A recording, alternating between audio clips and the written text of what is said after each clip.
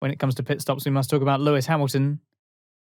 Beware the confirmation bias when it comes to looking at this, because, of course, you can look at the situation and look at the outcome and then try and use the outcome to justify your prior position, basically. But really, Toto justified it as a conservative decision after the race to avoid disaster. They saw the tyres were really beginning to fall apart, so they obviously didn't think that was going to be the right move. He potentially might have lost more places because the pace would have been so bad on those tyres by the end. It wasn't what Hamilton wanted, obviously, and I think I personally trust Lewis to take those tyres to the end, for what it's worth, seeing as he's a man who knows how to look after his tyres. But the mistake wasn't about whether or not they should have pitted or stayed out or whatever. It seemed to be more about the fact that they didn't pit earlier because Hamilton didn't want to. And the team seemed to think that that was a better decision. They would have come out ahead of more cars and been in a position to defend against them. So that seemed to be the mistake to me, not that whether or not they pitted or didn't pit later on at the time that they did, or whether they should have stayed out, but the fact that they didn't pit earlier. So that's it. All came after that decision, as far as I'm concerned. They should have pit much earlier when Bono said that he should have done. Yeah, it's a real tough one to look back on. Obviously, hindsight is a fantastic thing. At the time, I think they were on the radio to Hamilton that said, "How are the tyres?" And Hamilton is like a 7-time world champion. He's been in this sport for so many years. He's driven so many cars. Like, he's got a good idea of how his tyres are performing. And it's not like the track was at risk of getting wetter, because I think at one point it was likely that it was going to rain again, but there was no risk of rain from the second half of the race whatsoever. So the conditions were rather, we're going to stay the same. And Hamilton's response to how his tyres were was, they're all right. It's a bit slippy, but they're all right. Or they're fine. It's a bit, I'm sliding a bit, but they're fine. I think, well, actually, if Hamilton's okay on his tyres, and he's the first person to jump on the radio and tell people that he's not okay on his tyres, then maybe they should have just stuck out with Hamilton's decision and gone to the end, which seemed like the best idea at the time. When they were talking about bringing him in lap 52 or lap 51 with only 7 or 8 laps to go, that seemed like a really bad idea at the time. And Jensen alluded to it on the Sky Sports F1 coverage. He said, why are we bringing him now? Like, that window has passed, just like you mentioned.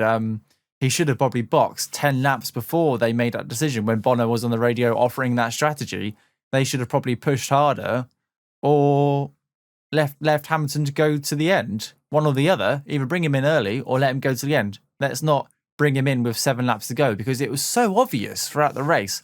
Drivers would come in, get 2 or 3 really rapid laps on a fresh set of intermediate tyres, and then the graining phase would kick in, and then they would get a better tyre life. But that phase was never going to return to Hamilton's car because there wasn't enough laps left in the Grand Prix. Yeah, we shouldn't also forget the incredible pace that Hamilton had shown already up to that point. He was the fastest guy on track by some margin, and he was past Gasly on lap 15, I think it was. He was just about half a second faster than anyone else on the track. But it was when he got past Gasly and had to catch up with Perez that the trickier part came into play. So I think that was the point at which they were questioning whether or not to box and whether or not to end up in a better position. I think they said that P3 or P4 was the best that they could have hoped for. So it wasn't like they were miles behind. They didn't miss out loads, but it could have been a podium if they potentially pitted earlier and done things a bit differently. So I think it's very brave when Toto came up and said, "Yeah, we could have had P3 or P4, because we have no idea how close this championship will get to the end of the year. And if Lewis loses it by 2 or 3 points, will they look back at Turkey and gone, if we had left Hamilton out, would we have secured those points? Or if we brought him in earlier, would we have secured those points?" This is the kind of championship battle we've got now, where these handful of points to and fro at the start of the year probably won't matter as much, but now we're down to the final 6 races. All the points matter, and it's getting very interesting. It's hard to look at those incidents in isolation, though, of course, because whilst, let's say, he goes on to lose the championship by 2 points or something, then you can look at that incident in isolation and say, oh, that's what lost us the championship. And I suppose by deficit of points, that's technically true, but none of these incidents are in isolation. They are part of a wider championship. Of So there course. are, in fact, loads of decisions that led to them losing potential points. Yeah. So it's I mean, it's every hard race to see those things in isolation. Every race where Lewis hasn't won and got fastest lap is a race where they could have lost the championship statistically.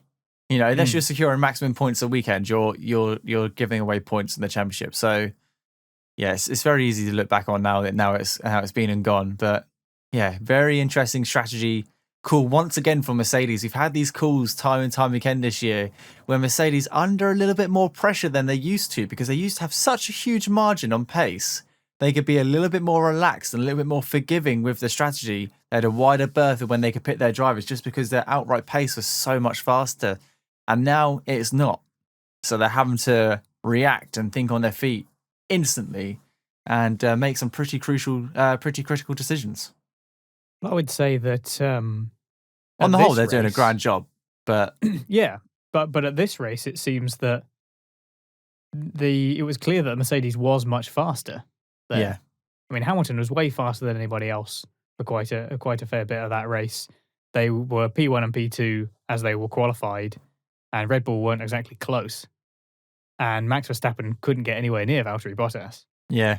So the general trend, if you like, is still somewhat in Mercedes' favour, because it seems like they actually still have pretty good strength in their car. So it's not all bad news, but of course, if they don't capitalise and end up with the points, then it doesn't really matter.